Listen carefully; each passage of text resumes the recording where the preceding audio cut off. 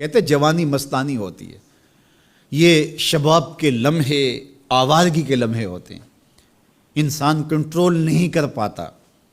لیکن اگر اللہ کا خوف اس کے سینے میں ہو،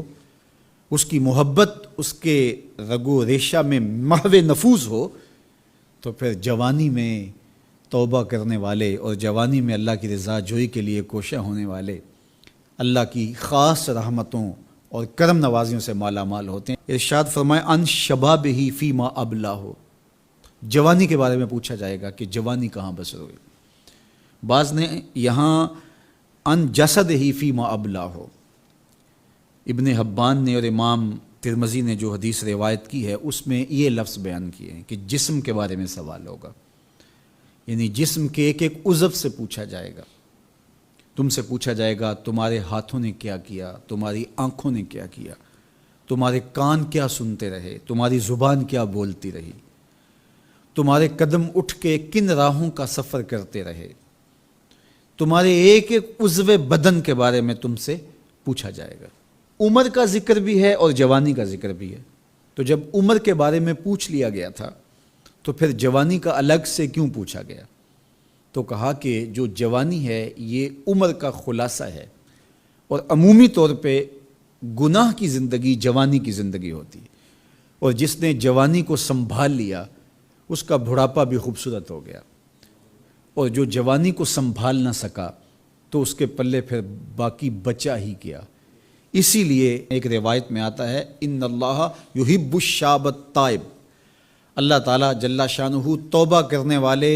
جوان سے بہت زیادہ محبت فرماتا ہے۔ نوجوان شخص جب توبہ کرتا ہے خوشی سے اللہ کا عرش بھی جھومنے لگتا ہے،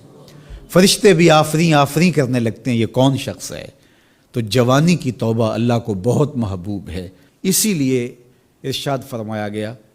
کہ وَشَابٌ نَشَأَ فِي عِبَادَةِ اللَّهِ، وہ جوان جس کی جوانی اللہ کی عبادت میں گزرتی ہے، کل قیامت کے دن جب کوئی سایہ نہیں ہوگا اللہ اس جوان کو اپنے عرش کا ٹھنڈا سایہ عطا فرمائے گا۔ تو جوانی کو سنبھال کے رکھنا، یہ پوچھا جائے گا کہ تو نے جوانی کیسے گزاری۔ دعا کرو کہ قیامت کے دن جب ہم سے سوال ہو تو ہمارے جوان اس کا جواب یہ دے مالک ہماری جوانی سجدوں میں گزری تھی، ہماری جوانی تیرے دین کی نوکری کرتے ہوئے بسر ہوئی، ہماری جوانی قرآن کی دعوت دیتے ہوئے گزری، ہماری جوانی کتاب اللہ کی تعلیم حاصل کرتے ہوئے اور لوگوں تک اس کا ابلاغ کرتے ہوئے بسر ہوئی، ہماری جوانی شرم و حیا کے دائروں میں بسر ہوئی، ہماری جوانی تیرے ذکر میں، تیری یاد میں، تیری محبت میں بسر ہوئی۔ تو وہ جوان جس کی جوانی اللہ کی یاد میں بسر ہوئی ہوگی تو پھر وہ اللہ کو عرض کرے گا کہ مالک جوانی تو تھی، شباب کی جولانیاں تو تھیں، میرے معاصر میرے ہم عمر شباب کی لذتوں میں کھوئے ہوئے تھے، لیکن مالک میری پیشانی سجدے میں تیرے حضور جھکتی تھی اور میری آنکھیں تیرے حضور آنسوں کا خراج پیش کرتی تھیں، پھر میرا مالک اس جوان کو کتنی کرم نوازیوں سے مالا مال کرے گا۔ جوانوں کو جو اس وقت میرے مخاطبین ہیں میں کہوں گا کہ اپنی جوانی کو اتنا ستھرا اور پاکیزہ بنا لو کہ کل حشر کے دن شرمندگی نہ ہو کہ جوانی کو تو ہم سنبھال نہیں سکے، ہم دیوانے ہو گئے تھے، ہماری خواہشات بے قابو ہو گئے تھے،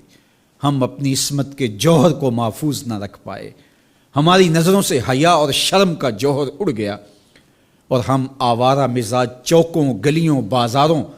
اور تھڑوں کے اوپر بیٹھ کے جوانی کے قیمتی لمحے ضائع کیے۔ کہیں یہ جواب نہ دینا پڑے بلکہ اللہ کے حضور ہم یہ کہیں کہ مالک جوانی تو تھی، شیطان بھی پوری طرح سے حملہ آور تھا، لیکن ہمیں تیرے محبوب علیہ السلام کے فرامین یاد تھے، اس لیے جوانی تیری محبتوں کے سائے میں بسر